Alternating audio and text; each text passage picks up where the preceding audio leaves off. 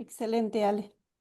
Bien, ahí se van sumando, bienvenidos, bienvenidas, bienvenides a todos y todas a este espacio de webinario.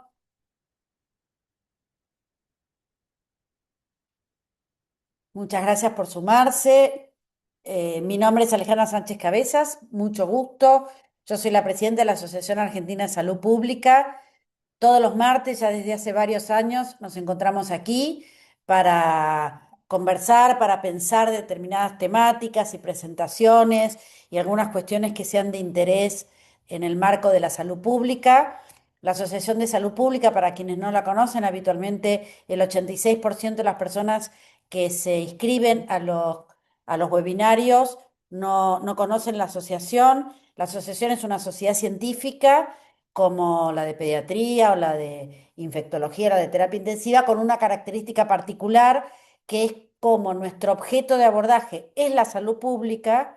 Entonces tenemos varios principios que impulsamos y defendemos, por lo menos desde que nosotros estamos en la comisión directiva, que somos un grupo de personas que ya estamos en nuestra tercer gestión de 2 años, o sea, vamos ya por casi los 7 años, y nosotros tenemos varios principios. En primer lugar, que el abordaje de la salud es siempre un acto político, y cuando hablamos de político, hablamos de entender que toda sociedad está atravesada por intereses y fuerzas, y dentro de las cuales están además los partidos políticos, pero no únicamente, y la Asociación Argentina de Salud Pública nos queremos constituir como un fuerte actor político, una fuerza que sobre todo defienda los derechos de las poblaciones y aquellas más vulnerabilizadas.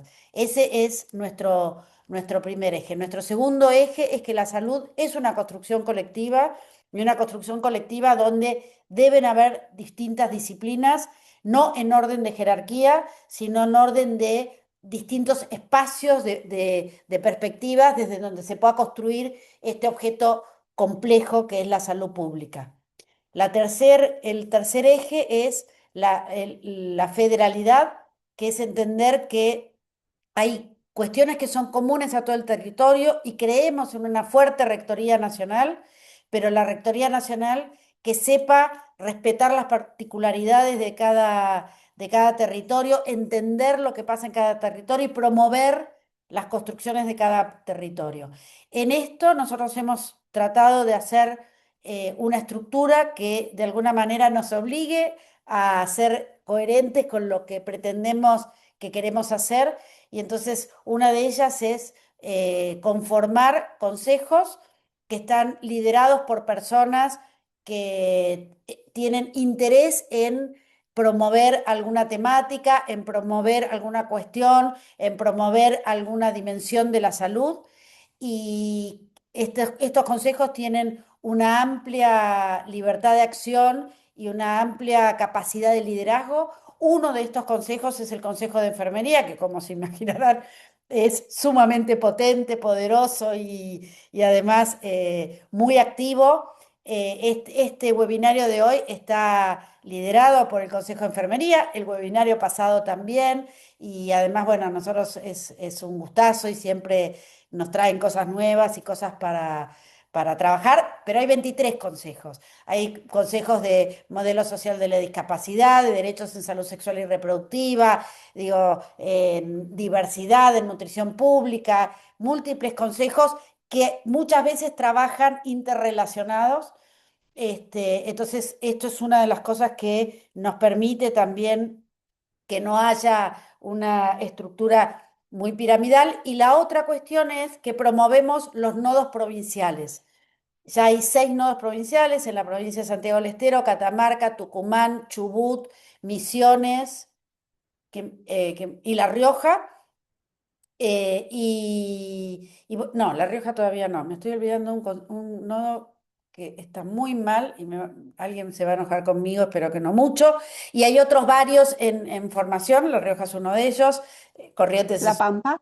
La Pampa es uno de ellos que se está por formar con Marcela, digo, y acá entonces nosotros lo que esperamos es que haya múltiples liderazgos, que los nodos promuevan que los consejos se muevan y se vayan a sus territorios, que los consejos inviten y inviten a personas de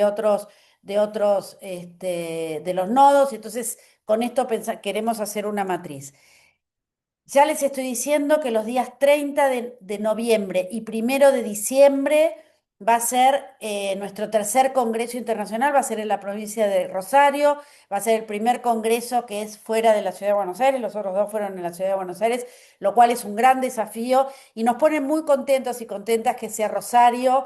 Como ustedes saben, es el lugar donde la salud pública ha sido tan protagonista en nuestro país, así que desde ya vayan juntando ahorros para viajar, para visitarnos. La verdad que nuestros congresos son una fiesta y también voy a estar compartiendo por el chat un otro impulso que estamos promoviendo desde la asociación que se llama Agenda.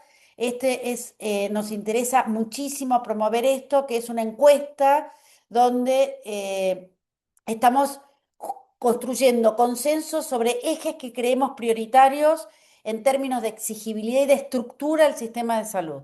Digo, por un lado están los temas y por el otro lado está la estructura. Y necesitamos construir consenso para que esas estructuras sean defendidas ahora y venga el gobierno que venga. Entonces queremos hacer un frente grande con esto. Está la Sociedad Argentina de Medicina, las dos federaciones de generalistas, la de médicos generalistas y la medicina general y familiar. Está también y Salud, Surcos y algunas otras organizaciones. Así que bueno, como ven, estamos haciendo muchas cosas. Estas son solo algunas, pero que me interesa porque son bien, bien inmediatas. Todos los martes tenemos los webinarios, el martes que viene es sobre climaterio. Y nada, muchas gracias por estar acá, muchísimas gracias Marcela y este consejo tan maravilloso que la verdad que siempre es una alegría. Muchísimas gracias Enrique, me encanta escucharlos, estoy muy contenta de escucharlos. Así que Marcela, todo tuyo el espacio. Gracias, querida presidenta. Siempre es un honor formar parte. Sí, presidenta, lo diremos hasta agotar stock y nos falta mucho para que se agote. Así que para mí es un placer enorme compartir con mis congéneres, con mis pares, con mis colegas, también amigues, amigas, amigos que se suman a este espacio una vez más.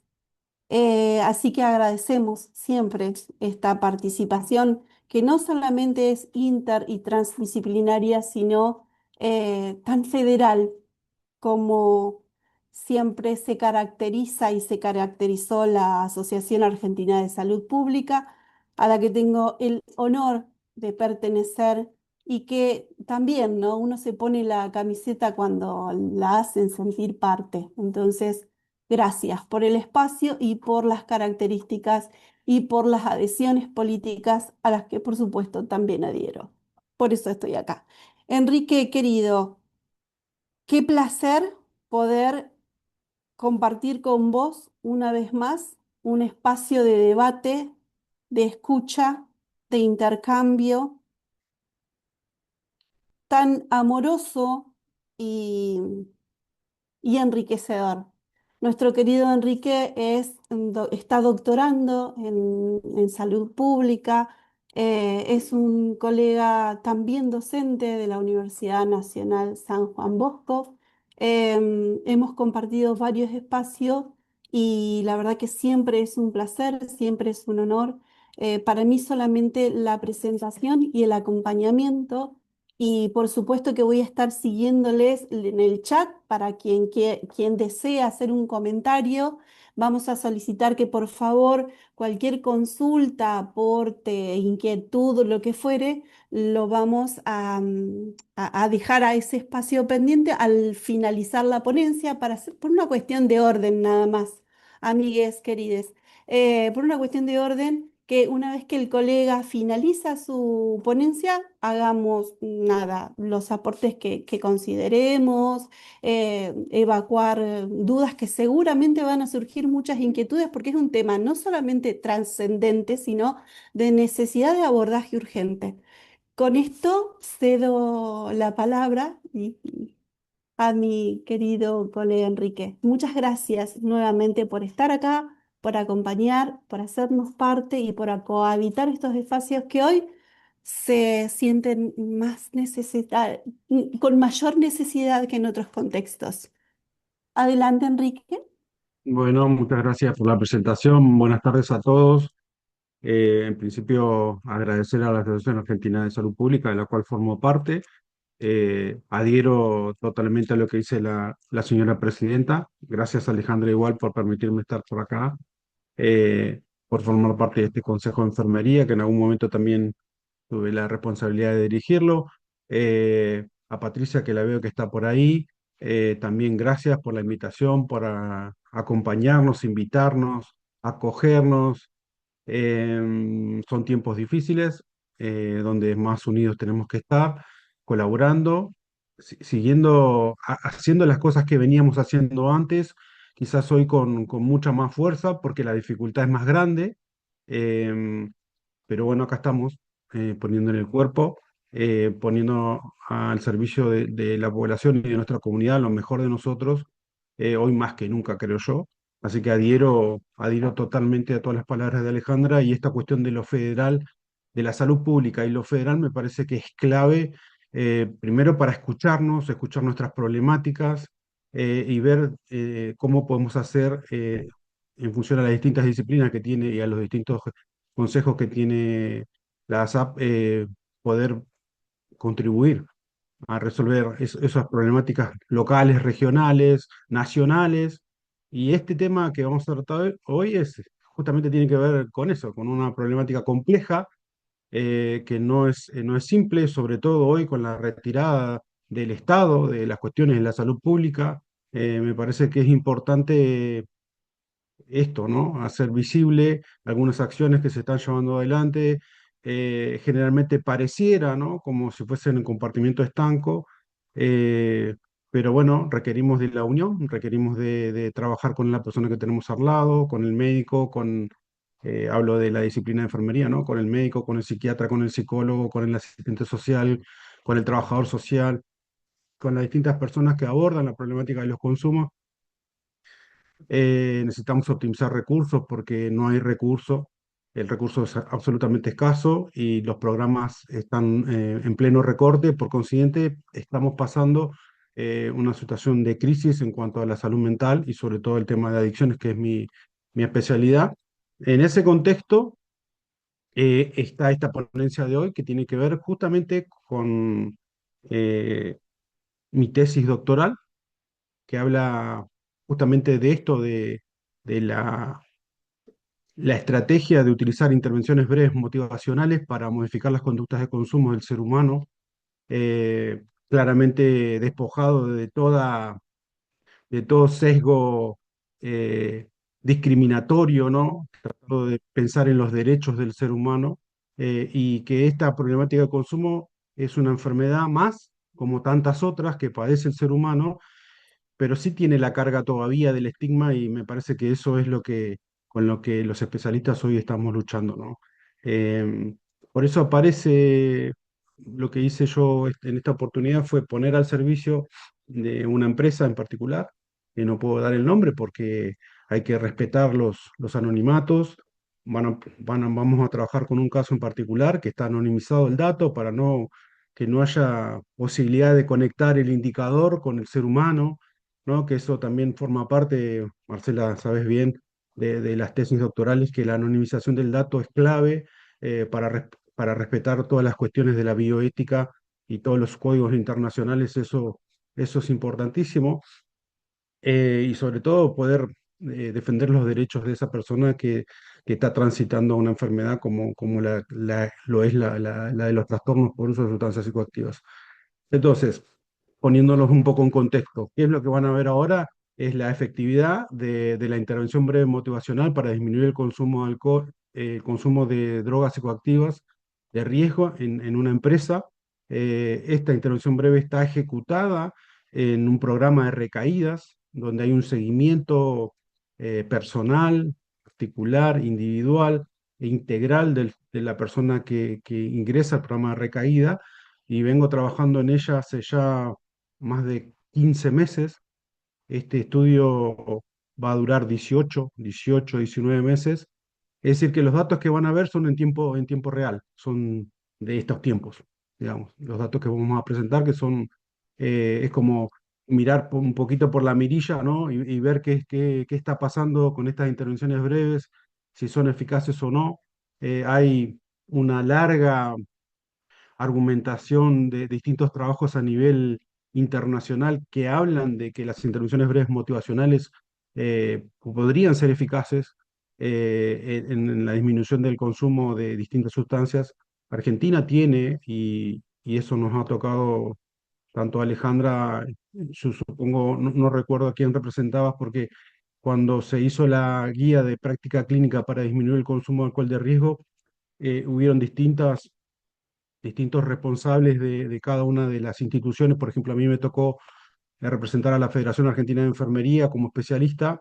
Alejandra también, no recuerdo a qué institución representabas, Alejandra, pero creo que éramos cerca de 32 profesionales que nos convoca el Ministerio de Salud para poder armar esa guía de práctica clínica. Bueno, esto que yo estoy llevando adelante se desprende de esa guía, ¿sí? Es toda la argumentación teórica para el uso de esta guía, de la guía que tenemos a nivel nacional, que habla específicamente de la posibilidad de que estas intervenciones breves fuesen eficaces para disminuir los consumos de sustancias psicoactivas. Bueno, yo llevé toda esa base teórica a mi tesis doctoral, y en mi tesis doctoral le agregué instrumentos para medir la calidad de la evidencia científica al ingreso de este programa de recaídas y al egreso. Es un programa de recaída que dura 6 meses y tiene 5 intervenciones, una por mes. Y ahora lo vamos a desarrollar, y vamos a desarrollar algunos conceptos. Voy a compartir pantalla. Espero que me digan si ven la presentación. Está Se ve perfecto. perfecto, se ve ¿Se ve perfecto, perfecto? gracias. Sí, sí. Bien, buenísimo. Buenísimo, entonces. Eh, bueno, un poco como me presentaron recién, yo soy Enrique Mancilla, licenciado en enfermería, egresado de la Universidad de la Patagonia San Juan Bosco, un máster en drogodependencias, egresado de la Universidad de El Salvador, doctorando en Ciencias de la Salud de la Universidad del Hospital Italiano, profesor universitario tanto de la Universidad de la Patagonia San Juan Bosco como de la USAL, siempre vinculados a estas cuestiones de los trastornos por uso de sustancias psicoactivas. Eh, Ese un poquito es mi historia de vida. Hace 17 años que trabajo en la parte de medicina laboral o salud ocupacional, y tengo 30 años de servicio en el sistema público de salud. Esa es mi historia de vida. Bien, una de las cosas que hay que tener como contexto, o formar parte del contexto para poder abordar esto de las intervenciones breves y de los programas de recaída, tiene que ver con la prevalencia de consumo. Esto que ven acá son dos códigos QR, uno de las Naciones Unidas, que habla específicamente del último informe que presenta UNOC para el año 2025. Ahí se van a encontrar con distintos datos a nivel mundial. Como UNDOC también no solo trabaja prevalencia de consumo, sino también que trabaja la lucha contra el narcotráfico. Se van a encontrar con datos allí que hablan en líneas generales que la droga ilegal más consumida a nivel mundial es la marihuana, la droga más consumida legal es el alcohol, y que hay un aumento del consumo en relación al género en las mujeres que hace una década atrás no sucedía. eh, que también hay un aumento aproximadamente casi del 18% de consumo de sustancias psicoactivas a nivel mundial en la última década. eh, que para el periodo 2025, todos los que son los controles transnacionales detectaron más de 50 sustancias psicoactivas nuevas, que son drogas de diseño, que el narcotráfico va cambiando su estructura molecular para que puedan pasar por las fronteras. Y desde que este trabajo se empezó a llevar adelante en las fronteras, ya hay detectadas más de 500 drogas distintas que son sustancias psicoactivas nuevas. Y después está el Encoprac, que es un estudio que hace el Observatorio Argentino de Drogas en el 2022, lo presenta en el 2023 y habla justamente de esto, ¿no? Que Argentina no es, no le sucede algo distinto a lo que sucede a nivel mundial en relación a los consumos, sobre todo de estas dos drogas, el alcohol y la marihuana, que son las drogas de mayor consumo en nuestra población.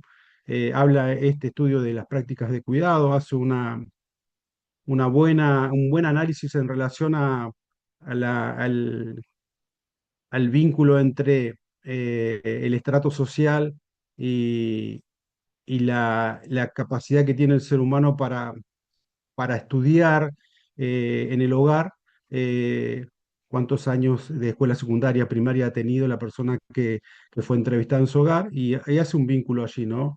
Entre el consumo y el nivel de estudio del hogar, que me parece que es un dato interesante porque hay como siempre un sesgo allí que pareciera que solamente consumen los pobres, ¿no? Y los que no tienen acceso y esta población que sinceramente es súper vulnerable, no es solamente la que consume, sino la clase media también consume distintas sustancias, ¿no? Y esto también desprende un poco ese sesgo, ese error en relación a que solo consumen los pobres, ¿no? Esos datos se los van a encontrar allí, no voy a hacer mención a eso, pero si lo quieren escanear, van a tener el dato ahí, ¿no? Hay distintas estrategias para el abordaje de consumos de sustancias psicoactivas dentro de la industria. La primera de ellas tiene que ver con las políticas de alcohol y drogas.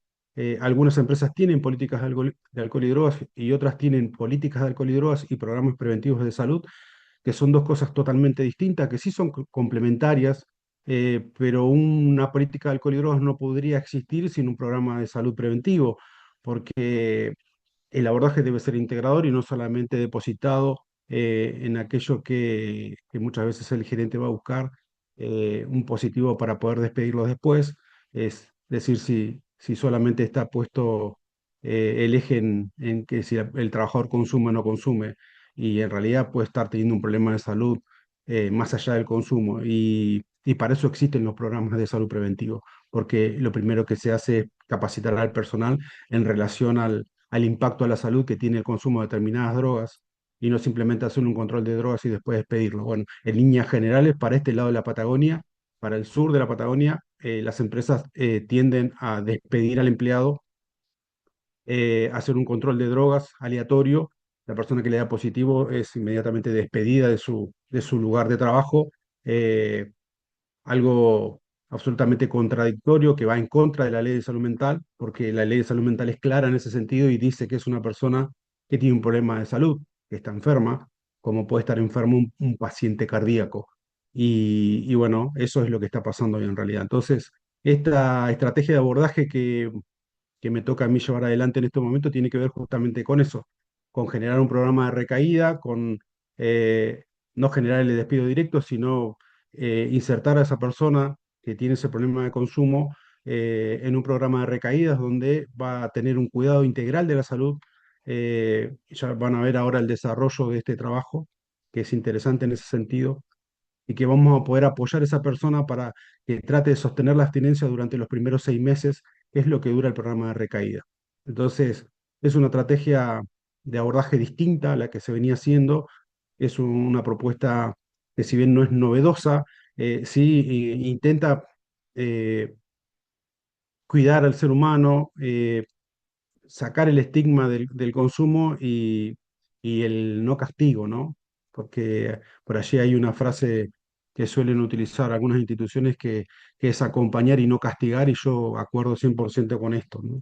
El acompañamiento tiene que ver con darle la posibilidad al trabajador que pueda insertarse nuevamente en el ámbito del trabajo y por lo menos por esos 6 meses tratar de sostener la abstinencia o mejorar sus conductas de consumo.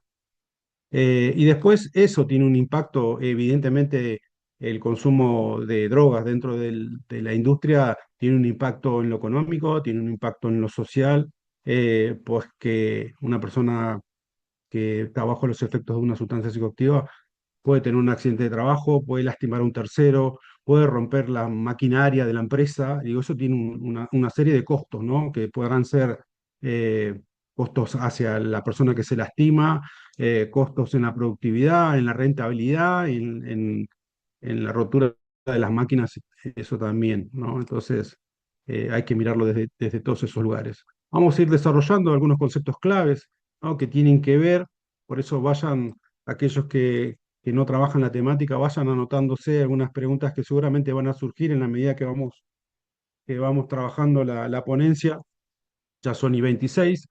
Eh, ¿Qué es una sustancia psicoactiva? ¿No? Y para eso nos valemos de este concepto teórico que describe la doctora Weisman, que es una médica psiquiatra argentina, que ha sido docente mía en la Universidad del Salvador, en la maestría. Es una persona con la que trabajo actualmente y tiene un amplio desarrollo. Marcela ha publicado un libro recientemente, la segunda edición. En ese libro yo he escrito un artículo, así que en cuanto esté disponible lo vamos a hacer circular para poder tener acceso a esta información que me parece que es clave, ¿no? Los libros nos acercan un poco a esa realidad, nos permiten ver estrategias que son nuevas y no porque yo haya escrito un artículo en ese libro, sino entiendo que es una herramienta para aquellos que están eh, trabajando la problemática allí donde suceden las cosas, que es en el barrio, que es en las salitas del barrio, que es en los clubes deportivos, allí donde suceden las cosas.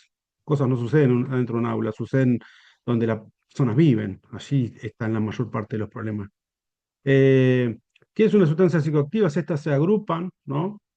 eh, Todas estas se agrupan y son capaces de generar un impacto en el funcionamiento normal del cerebro. Esa capacidad tiene las sustancias psicoactivas, ¿no? Además de poseer una acción reforzadora positiva, también pueden generar dependencia, ocasionar un deterioro psicoorgánico y social. Eh, ya cuando hablamos del sistema de modificaciones en el sistema nervioso central, ya estamos hablando que hay un impacto, sobre todo en el centro de recompensa del ser humano, y eso va generando un deterioro cognitivo que afecta a la memoria, afecta al razonamiento, ¿no? Entonces, no es que el hecho de pasar la barrera hematocefálica no nos hace nada. Digo, hay un deterioro a corto plazo, a mediano plazo y a largo plazo de las sustancias psicoactivas porque justamente impactan en el sistema nervioso central, que es el lugar donde nosotros utilizamos para tomar todas nuestras decisiones ejecutivas, ¿no? Y acá aparece algo quizás que para ustedes es novedoso, para nosotros que estamos en la especialidad ya tiene más de una década de desarrollo, que es pasar de un concepto de la adicción, de algo que quizás han escuchado anteriormente, que era como esa fórmula donde el ser humano pasaba de un consumo recreativo al abuso de la sustancia y finalmente a la adicción con las características propias de la adicción. La mayoría de los especialistas hoy estamos trabajando con aquello que trae la escuela americana del DSM-5, ¿no? Y hoy se habla más de trastornos por uso de sustancias psicoactivas porque ahí aparece claramente el concepto de enfermedad sin ambigüedades, ¿no? Y adaptamos esa modalidad porque el diagnóstico es mucho más preciso, ¿no? Y generalmente siempre la palabra adicción trae el estigma por detrás. Yo, si hoy estuviéramos en una sala en vivo y en directo, viéndonos cara a cara, les preguntaría justamente eso, ¿qué les trae la palabra adicción?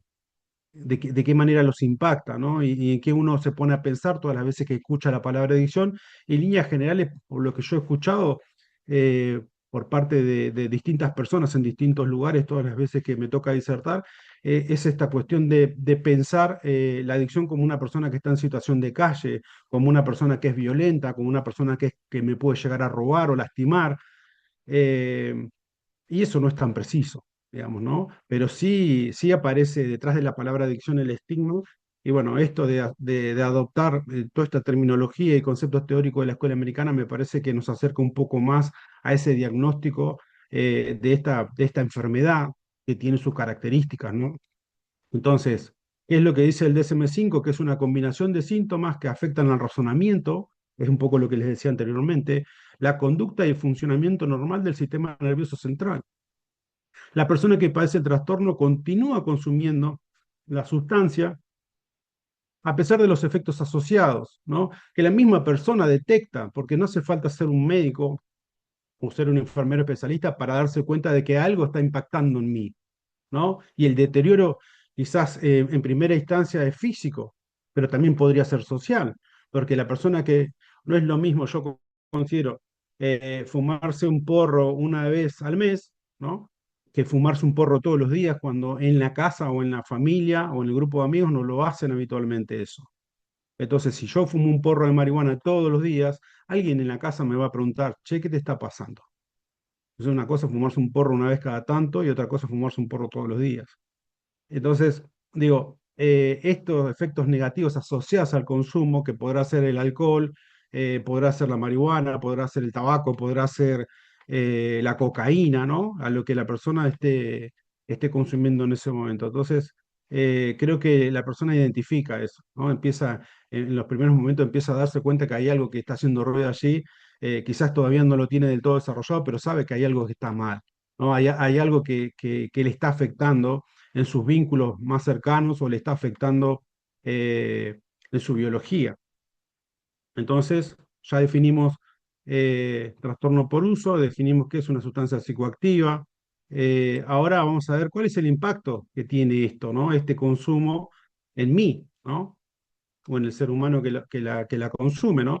Afecta al sistema de recompensa del cerebro, refuerza aún más los patrones del consumo, activan tanto el sistema de recompensa que quienes lo consumen pueden descuidar otras actividades beneficiosas en favor del consumo de sustancias psicoactivas. Eh, y habría que ver, ¿no? Las tasas que tienen, por ejemplo, las escuelas secundarias o las tasas de las universidades, ¿no? De deserción escolar, si no está vinculado con esto. Porque les vuelvo a decir, ¿no? Estas actividades que son beneficiosas en favor del consumo de sustancias es la persona que dejó de ir a jugar al fútbol, que dejó de ir al club, que dejó de hacer cosas que realmente les gustaban y ahora de repente cambió esa forma de vincularse con aquello que le daba placer con las drogas. Entonces, por eso dice esta definición, ¿no? Que quienes la consumen pueden descuidar otras actividades en beneficio del favor del consumo de sustancias. Entonces, fíjense que ahí va cambiando la conducta y eso va trayendo como consecuencias en el corto plazo, ¿no? Que son las invisibles, que son las que no se ven. Eh, ¿por qué lo tomamos esto en el ámbito del trabajo? Me parece esencial esto, que entiendan de que eh, en los entornos industriales, no importa qué tipo de industria, ¿no? Podrá ser, en mi caso, en líneas generales, la industria es petrolera, ¿no? De extracción de minerales, pero podrá ser cualquier tipo de industria, como la de la alimentación, la de la fábrica de autos, de lo que sea, pónganlo en la industria que ustedes quieran, ¿no? En los entornos industriales el consumo de alcohol y otras drogas incrementa el riesgo de accidentes. Y eso es lo que tienen que comprender, porque hay una persona si uno va a lo que se llaman mapas de riesgo, que es la descripción del puesto de trabajo y los riesgos asociados a la tarea que sufre ese trabajador, ya tiene un riesgo por la tarea en sí misma. Digo, el personal de salud tiene un riesgo biológico inminente. Es decir, si nosotros no estamos atentos, podemos llegar a contraer alguna enfermedad infectocontagiosa, por ejemplo. Podemos llegar a tener algún tipo de punción con alguna aguja si nosotros no estamos atentos a lo que estamos realizando. Entonces ya la tarea es riesgosa en sí misma, ¿no? La tarea del trabajador. Imagínense cuánto más riesgoso es bajo los efectos de una sustancia psicoactiva que modifica el normal funcionamiento del sistema nervioso central y que modifica las decisiones ejecutivas. Todas las funciones mentales superiores del ser humano están modificadas por este tipo de consumo. Entonces, por eso la industria requiere de estos controles y requiere de este trabajo preventivo, ¿no? Porque incrementa el riesgo de accidente, aparecen errores operativos y eventos graves, afectando no solo a quien consume, sino también a todo el equipo de trabajo. Por eso aparecen las políticas de alcohol y drogas y los programas de salud preventivo, porque esto hay que hablarlo con el trabajador, que no es solamente que me tomé un par de birras de más hasta las 2, 3 de la mañana y al otro día tuve que entrar a las 6 de la mañana a trabajar. Y cuando uno le hace un control a las 7 de la mañana, le da positivo al alcohol. Estamos hablando simplemente del alcohol, ¿no? Tiene que estar en condiciones de poder hacer su tarea, porque o maneja mucha energía, y energía, no estoy hablando solamente de energía eléctrica, sino la energía en toda su forma. Tiene que subir a 20 metros de altura, tiene que manejar una máquina herramienta, tiene que manejar un vehículo automotor, y está atravesado por el consumo. Por eso es importante que aparezcan estos abordajes dentro de la industria. Cuando hablamos de las intervenciones breves motivacionales, tenemos que necesariamente definirlas. ¿Qué es una intervención breve motivacional? ¿Qué es lo que yo utilicé como herramienta? Un poco lo que traía la guía de práctica clínica de Nación, ¿no? Hablaba de las 5A. Las 5A tienen que ver con una estrategia para trabajar programas para evitar consumos de drogas psicoactivas de la Organización Mundial de la Salud, y habla de averiguar, de aconsejar, de ayudar, de acordar y de acompañar. Es una estrategia que utiliza la OMS. Bueno, yo tomé esa estrategia de la OMS para poder hacer las intervenciones breves motivacionales. ¿Qué son las intervenciones breves motivacionales? Un conjunto de acciones simples, breves y ordenadas que pretenden que la persona se dé cuenta que el consumo de sustancias psicoactivas aumenta el riesgo de accidentarse. Primer cosa puntual. Segundo, que quiera disminuir los riesgos de su consumo de sustancias psicoactivas o quiera dejar de consumir. Y que reflexione sobre la forma en la que consume o bien deje de hacerlo. Pero fíjense que estas intervenciones breves están basadas en una conversación con el otro, en una escucha activa con el otro. Es un diálogo, es una construcción con el otro. Las intervenciones breves motivacionales no duran nunca más de 30 a 40 minutos. Pueden durar 15 minutos o pueden durar 40, ¿sí? Pero buscan esto justamente, el diálogo, la construcción, escuchar al otro en relación a su consumo. Y eso creo que es una de las características principales de esta estrategia, ¿no? Pensar al otro como un otro que tiene cuestiones a trabajar y a desarrollar, y que quizás incluso podría hasta no haberse dado cuenta que la manera en la que estaba consumiendo era una manera que lo iba a lastimar. Y quizás hasta acá nunca se había dado cuenta del compromiso que tenía hacia esa sustancia y qué tan comprometido estaba con esa sustancia. Entonces, creo que el diálogo es clave y la escucha es clave. Van a ver todo el marco teórico que hay por detrás. Cuando ya estemos terminando, vamos a ver un poco tanto la teoría de Prochaska y de Clemente, que habla un poco de la preparación para el cambio, de las modificaciones conductuales que el ser humano tiene que hacer para poder alejarse de esta conducta de consumo. Y lo mismo pasa con la teoría de la marea, que habla justamente de eso, ¿no? De lo importante que es la escucha activa, eh, que lo importante que es la historia del otro, la historia que trae el otro, y poder construir y acompañar eh, para que la persona se deshabitúe del uso de esta sustancia que lo está empezando a poner en problemas.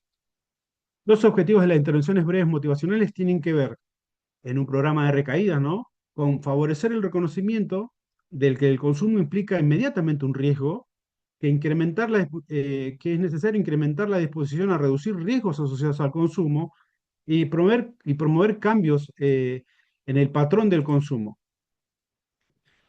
Reducción o cese. Hay algo particular de estos objetivos que cuando se plantean de esta manera así tan tácitos, es que, y se los digo por experiencia, y por eso está puesto esto acá, no siempre es posible alcanzar los tres objetivos en una misma instancia. Por eso hay 5 entrevistas. El programa de recaídas dura 6 meses y hay 5 entrevistas, una entrevista por mes. Entonces, eh, hay que tener muy claro que no siempre es posible alcanzar los tres objetivos en una misma instancia. Quizás en la tercera, en la cuarta entrevista ya podríamos estar hablando de otra cosa que no esté vinculada con algún proyecto de vida que no esté vinculado con el consumo, porque en líneas generales su proyecto de vida el eje central es el consumo. Para poder hablar de un proyecto de vida donde esté mediado por el consumo, tienen que pasar 2 o 3 instancias previas, porque la persona va sintiéndose más cómoda, y ese es un poco el desafío que tiene el entrevistador, para que la persona se sienta cómoda y pueda hablar de lo que no habla con nadie, y sobre todo en un contexto que es un contexto condicionante, que es la empresa en la cual él trabaja y de la cual vive. El reconocimiento del riesgo es clave. Creo que esa es si lo pudiéramos tomar como una variable, sería la variable predictora, ¿no? Cuando la persona empieza a entender que el riesgo es clave, bueno, allí quizás empieza a aparecer la conducta o la modificación de la conducta. El cambio de la conducta, y se lo digo por experiencia previa, es de manera gradual. Y es por etapa. No se da de un día para el otro. Eso hay que buscarlo, hay que construirlo, hay que proponérselo al otro. Este enfoque que yo les planteo, esto de acompañar y no castigar, es un enfoque preventivo, no es un enfoque biologista.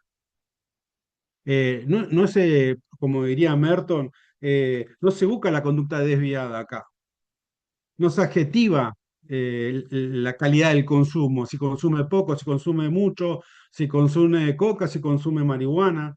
No se busca eso, el enfoque preventivo busca otra cosa, que es informar a la persona que está teniendo este tipo de consumo, el impacto a la salud del uso de las drogas psicoactivas. Acompañar al trabajador que manifiesta tener un problema de salud relacionado con el consumo de las drogas. Y promover entornos laborales saludables con acceso a orientación profesional y políticas claras de cuidado. No se trata de castigar, se trata de acompañar. Entonces, en esto se basa este enfoque que yo propongo o estoy proponiendo en esta empresa. La propuesta que yo les hice en su momento como profesional de la salud era justamente controles de drogas aleatorios, capacitación en relación al impacto a la salud del consumo de sustancias psicoactivas, todo lo que tiene que ver con educación para la salud y prevención, y generar un programa de recaída a aquellos que den positivos en estos controles de drogas aleatorios. ¿Cuál es la propuesta, no? De este programa de recaídas? Son 6 meses, 5 encuentros. La primera fase es la fase de diagnósticos, ¿sí? Aquí se hace una evaluación de salud, se controla los signos vitales, la historia clínica, el factor de riesgo laboral, todas las preexistencias que pudiera tener, si está tomando algún tipo de fármacos, si tiene consultas previas con el psicólogo o con el psiquiatra. Se van a utilizar 3 test que están validados al castellano. Uno es el Audit C para medir consumo de alcohol de riesgo, el otro es el Sócrates 8D, que es para medir la preparación para el cambio, y el TECVAS es para medir calidad de vida en adictos, ¿no? Eso requiere de una devolución diagnóstica que termina con esto, ¿no? Haciéndole ver a la otra persona que esta manera en la que está consumiendo tiene un riesgo, que su consumo es de riesgo y que esto le va a generar a corto plazo, mediano plazo o a largo plazo una lesión o un daño, que podrá ser social, que podrá ser económico, que podrá ser biológico. La segunda fase del encuentro 2 al 4 aparece la entrevista motivacional, aparece el plan de vida, porque muchos de ellos no tienen un plan de vida. Su plan de vida solamente está regido por el consumo.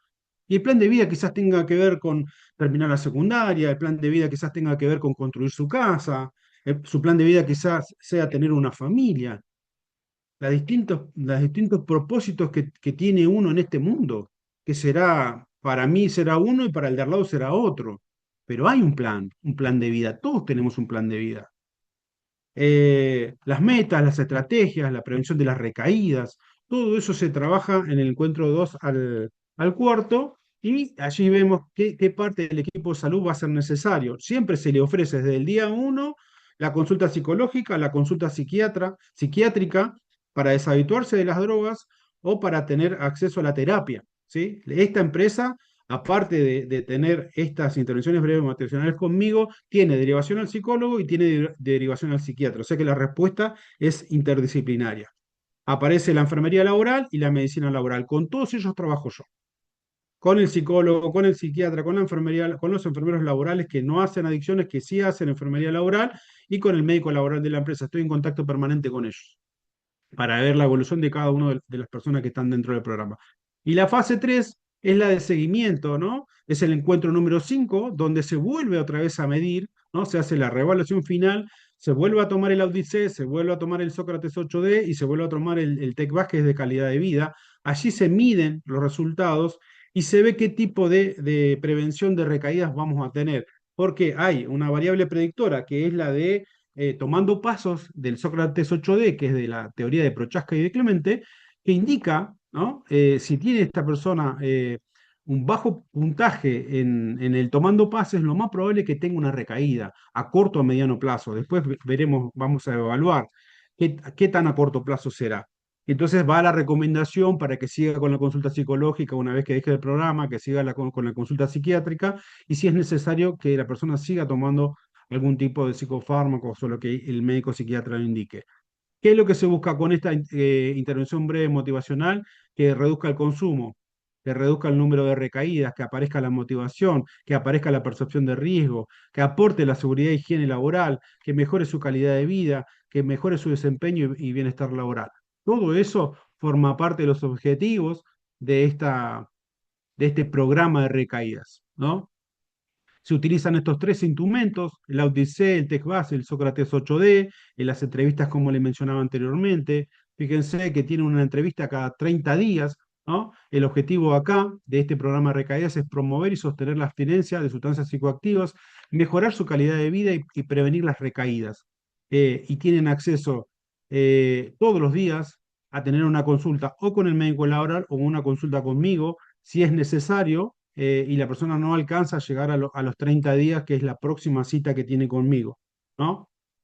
En cada entrevista se aplica una intervención breve motivacional para fortalecer la motivación, resolver ambivalencias y prevenir recaídas, promoviendo el compromiso para el cambio y la abstinencia todo el tiempo.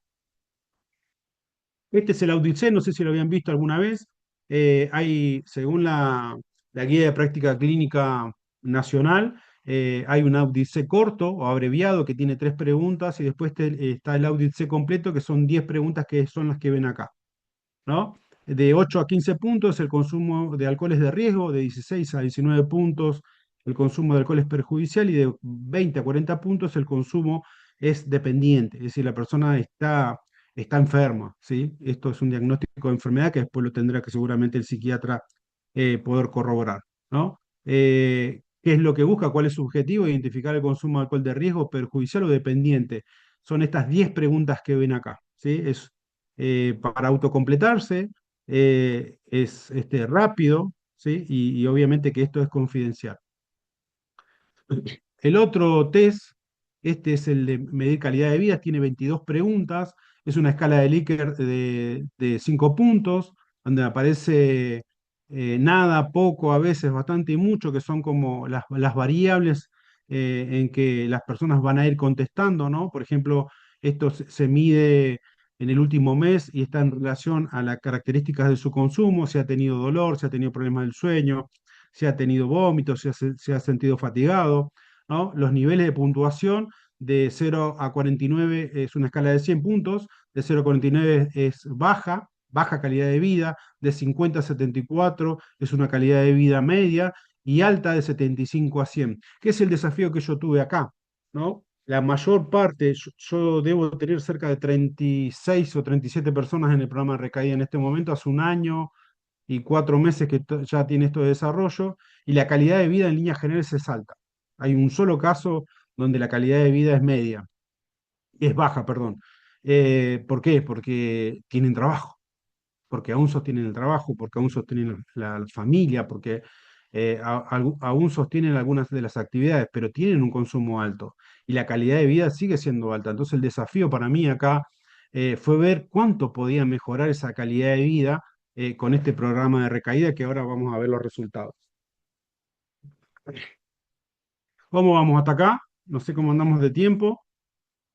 Y 49, bien, vamos a acelerar un poquito. En relación al Sócrates 8D, es un cuestionario que mide preparación para el cambio, tiene 3 variables claves que tienen que ver con el reconocimiento, si tiene o no reconocimiento del problema que tiene en relación al consumo, la ambivalencia, es si esto le genera algún conflicto interno, y después está el tomando pasos, es decir, si ya está preparado para la acción. Entonces mide estas 3 variables. Este instrumento son 19 preguntas y después se agrupan. Fíjense que para el reconocimiento, en este test ingresa la pregunta 1, la 3, la 7, la 10, las 12, la 15 y las 17. Son puntajes que solamente van a la escala del reconocimiento. La pregunta 2, la 6, las 11 y la 16 van a la escala de la ambivalencia, ¿sí?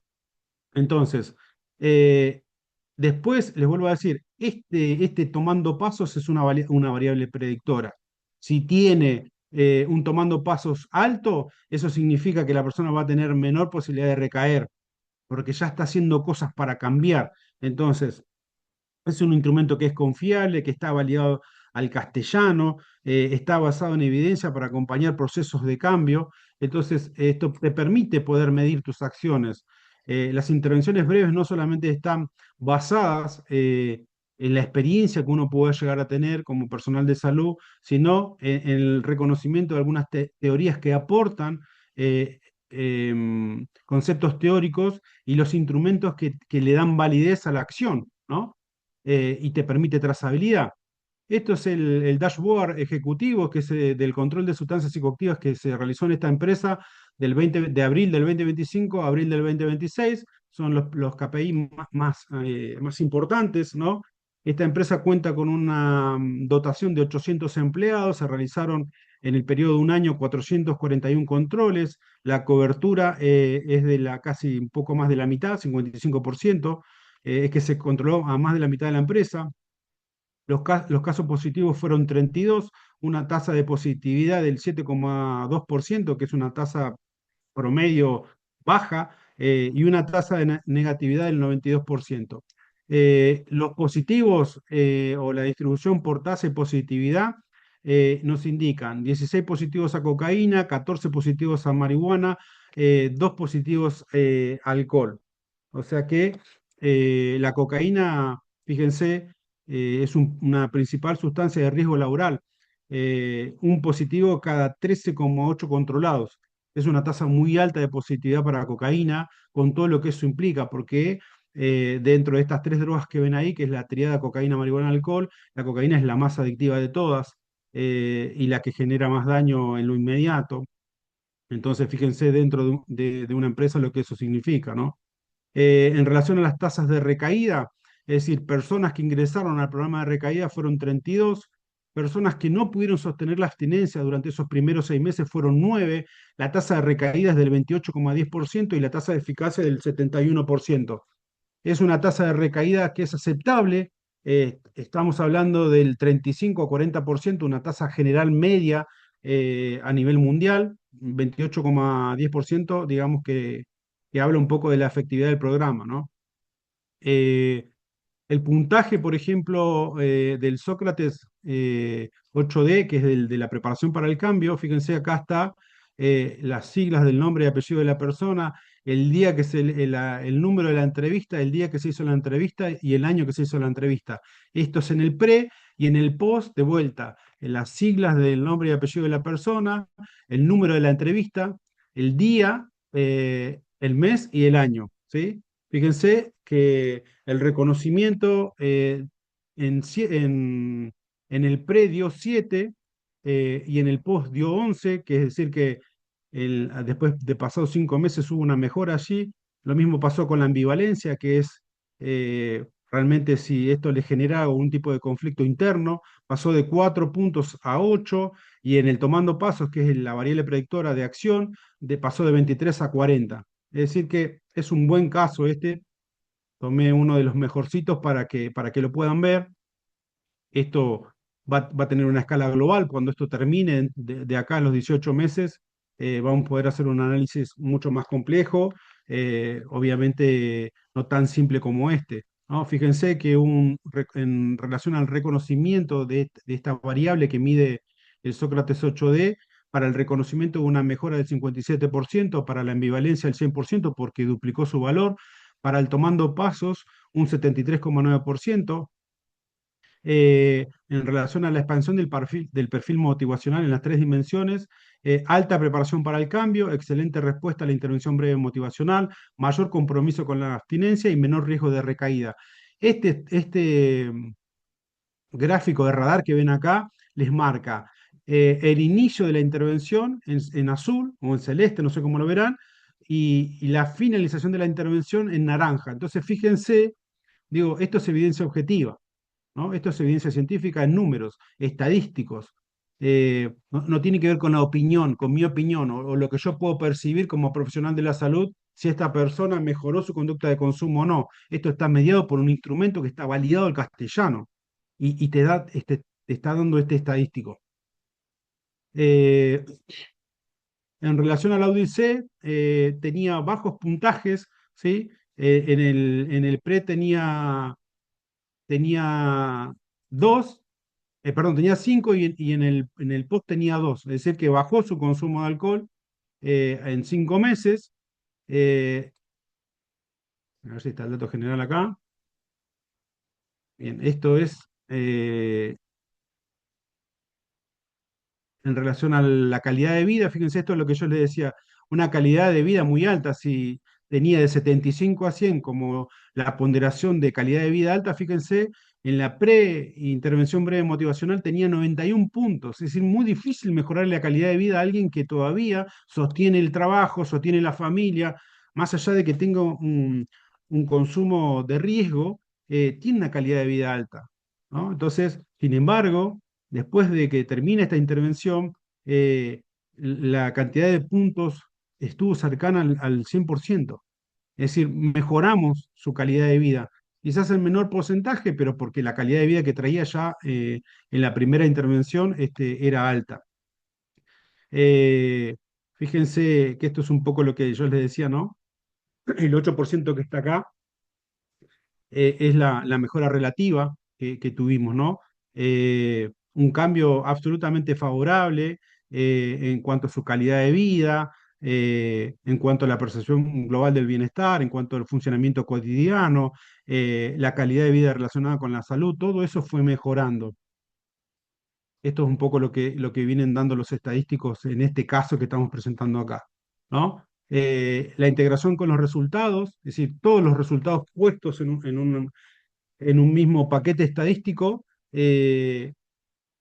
En relación al área clínica, la motivación para el cambio, hubo un aumento de las 3 dimensiones en relación al Sócrates 8D. En cuanto a las conductas de consumo, una reducción del 60% del puntaje del Audit C. En cuanto a la preparación para el cambio, alcanzó el máximo puntaje tomando pasos de 40 sobre 40. En cuanto a la calidad de vida, un incremento de 91 a 99 puntos en el TEC-BAS. En cuanto al riesgo de recaída, hubo una disminución significativa. En cuanto a la respuesta a la intervención breve motivacional, es altamente favorable. Esto es el porcentaje de mejora con cada uno de los instrumentos: 73% para el Sócrates 8D, para el Audit C Enrique, 60%. perdón, Sí, está pausada tu pantalla. no, si bien vengo pasando, salgo y vuelvo a entrar. Salgo de la presentación, dejo de compartir y vuelvo a entrar. A ver dónde se quedó.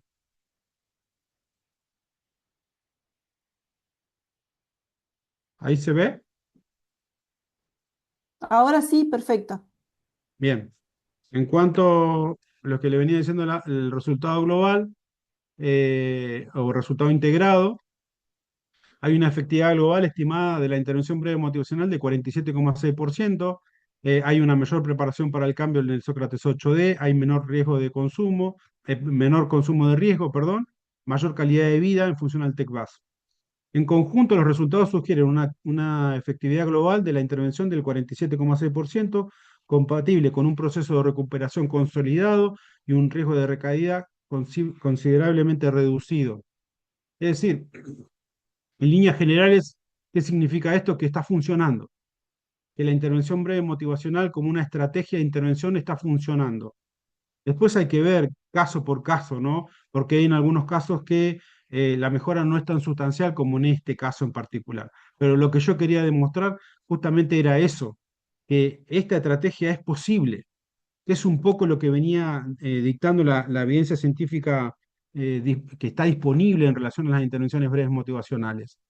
Eh, ¿Qué es lo que dice Phil Baker, que es alguien de la enfermería que nosotros usamos mucho, sobre todo para la cuestión de la salud mental? Fíjense que los 10 compromisos de la teoría de la marea tienen que ver con esto que sucede en la intervención breve.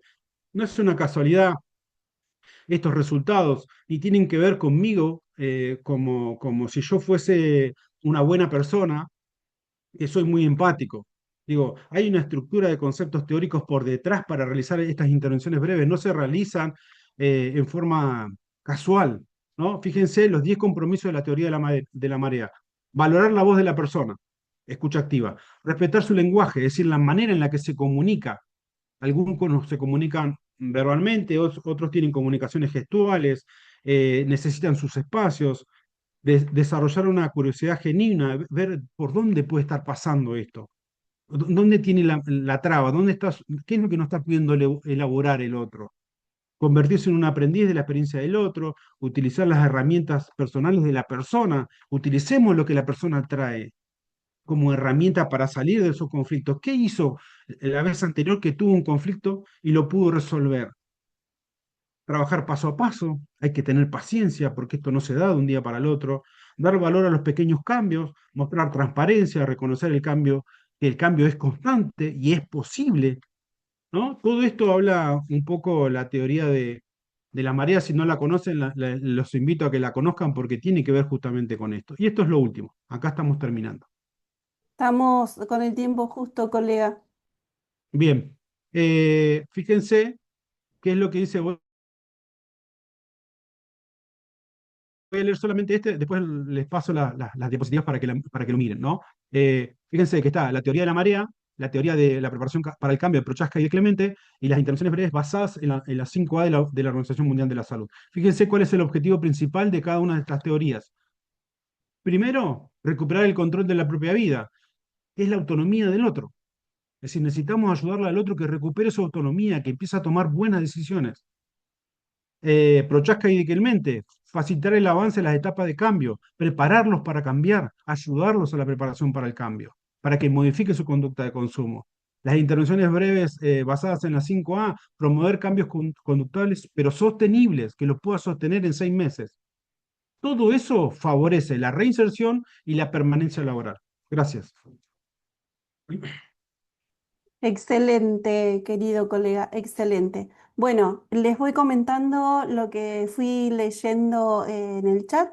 Primer mensajitos de nuestra presidenta de la SAP, que invita a quienes deseen sumarse a nuestra asociación, que pueden hacerlo desde el vínculo que está disponible en el chat. Seguidamente, Graciela Jacob pregunta, escribe. Quería preguntarte si no encontraron personas con consumo superpuesto. Entre paréntesis dice cocaína más alcohol, por ejemplo. Bueno, ese creo que es el... Si alguien más tiene una pregunta para el magíster, nos la escribe. Escuchamos, Enrique. Claramente sí, sí. Es más, les diría que tienen policonsumo. Estas tres, hay muchos más estadísticos que hemos sacado, pero hay uno particular que habla del policonsumo, que son personas que o consumían cocaína y alcohol, o consumían cocaína, alcohol y marihuana. Esta población que estamos estudiando, que son 30 y pico de personas, tenían policonsumo, todas. O sea, no es que solamente consumían cocaína o solamente consumían marihuana, tenían triple consumo algunos de ellos. ¿Cuál es la trayectoria de consumo de estos trabajadores? 20 años de trayectoria de consumo para el alcohol, 14 años de consumo para la cocaína, de trayectoria, y 17 años de consumo de marihuana. Entonces, es mucho más complejo de lo que parece deshabituar a alguien del consumo cuando tiene estas trayectorias de consumo. La edad promedio de esta población es de 32 años, es decir, que tenés personas de 50 que consumen y también tenés personas de 21 que consumen. No es que consumen solamente el personal de nuevo ingreso o la gente joven, los grandes también están consumiendo.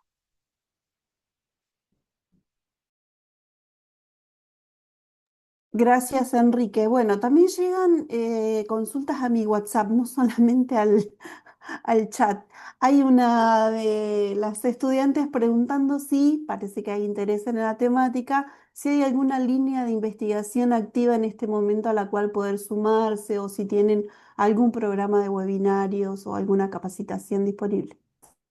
Sí, justamente estamos desde la Universidad de la Patagonia y desde el observatorio que yo dirijo. Yo soy el director del Observatorio de Usos Problemáticos de la Facultad de Ciencias Naturales. Estamos llevando adelante una diplomatura que empezó hace una semana atrás. Así que no sé si les dejo mi correo por acá, por el chat, y se pueden conectar conmigo si quieren acceder a la diplomatura, que tiene que ver justamente con todo este desarrollo, obviamente que es mucho más amplio. Tenemos cerca de 10 docentes en esta diplomatura, docentes que han sido docentes míos incluso, gente con mucha trayectoria en la temática, se las recomiendo. La verdad que es un lujo el equipo docente y si pudieran participar de eso, los invito para que podamos desarrollar mucho más esto que en una hora es medio acotado. Gracias, muchísimas gracias, Enrique. Alicia hace llegar un mensaje, dice, por tu experiencia en general, el medio laboral es prohibitivo y sanciona el consumo de drogas. ¿Cómo percibían las personas consumidoras esa prohibición social? Otra pregunta es la de Elizabeth, que dice, ¿se evidenció trabajadores que consuman morfina? Eh, en realidad el uso de los derivados del opio es más de los hospitales, más del equipo de salud. Bueno, hemos tenido el tema este con el fentanilo y con el propofol, pero eso se da más en aquellas personas que tienen acceso a la farmacología o pueden ser en pacientes, por ejemplo, con problemas traumatológicos o cirugías muy traumáticas donde se ha utilizado algún derivado de la morfina mucho tiempo y terminan después siendo dependientes de esa sustancia, pero no se suele dar en el ámbito del trabajo eso. En raras excepciones se da y tiene que ver justamente con cirugías traumatológicas o algo por el estilo. Gracias, Enrique. Bueno, nuestra presidenta ha dejado nuevamente el formulario que estaban solicitando disponible. También hacen llegar saludos desde la provincia de Jujuy. Gracias, colega. Saben que también pueden comunicarse con referentes de su provincia o de sus nodos que nuestra presidenta hoy al inicio mencionó. Si no hay más comentarios, vamos a ir dando cierre. Bueno, saludos también desde Neuquén. Natalia dice, siempre es interesante escucharlo, Enrique. Saludos desde Salta. Bien característico de la Asociación Argentina de Salud Pública en cuanto a territorio y federalismo. Unas palabras, me tomo un momentito para dejar un pequeño aporte a- al cierre.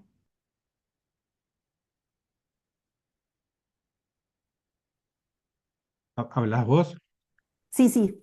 Bien. Bueno, nada, para ir finalizando en tiempo y forma este encuentro, les invitamos a reflexionar, ¿no? Sobre creo que la importancia de comprender que el consumo de sustancias desde una mirada humana, respetuosa, entender que nuestra disciplina, nuestra ciencia hacia el cuidado humano. Creo que detrás de cada situación de consumo que venimos escuchando y viendo, en cada número hay una persona, dice mi director de tesis de doctoral. Y la verdad que sí, verlo así, ¿no? Estamos tratando de analizar cifras que a veces asustan. Creo que desde esta perspectiva que decías, Enrique, que la verdad que me, me sentí muy identificada, pensarlo desde la otredad. La patria es el otro, queridos, queridas colegas. El acompañamiento implica encontrarnos con el otro sin prejuicio. Ese otro con mayúscula que le decimos en psico, ¿no? En psicología. Ese otro que no soy yo, ese otro con mayúscula, ese otro que es mi semejante, ese otro que es mi patria. Construyendo vínculos que estén basados en la escucha. También repetiste varias veces esto, la escucha, la empatía, el respeto por su dignidad, por su vida. Creo que como profesionales, y también acá hay estudiantes, así que también como futuros y futuras profesionales de salud, nuestro desafío hoy es promover las prácticas de cuidado que trasciendan esta mera atención de la problemática, favoreciendo justamente espacios de contención, de diálogo. Y acá estamos abrazándonos, de acompañamiento, que nos fortalezcan en eh, en tiempos de crisis, en tiempos de tanta vulnerabilidad. Necesitamos encontrarnos, dialogar y abrazarnos. agradecer la participación de cada persona que se sumó hoy, y cada aporte y este compromiso tuyo también, querido, siempre demostrando tu abrazo sororo a pesar de las distancias, siempre conectados. Esperamos que estos conceptos que has compartido constituyan una oportunidad para, creo que, seguir reflexionando sobre nuestras prácticas y fortalecer esta cultura del cuidado, que esté centrada en el respeto, en la sensibilidad, la responsabilidad y sobre todo la ética hacia quienes acompañamos. Enrique, muchísimas gracias. Audiencia, muchísimas gracias. Siempre es un placer. Abrazo desde La Pampa. Nos vemos el martes que viene. Muchas gracias, Enrique. Muchas Muchísimas gracias, gracias, nos Marcela. vemos. Gracias al Consejo de Enfermería. Hasta pronto.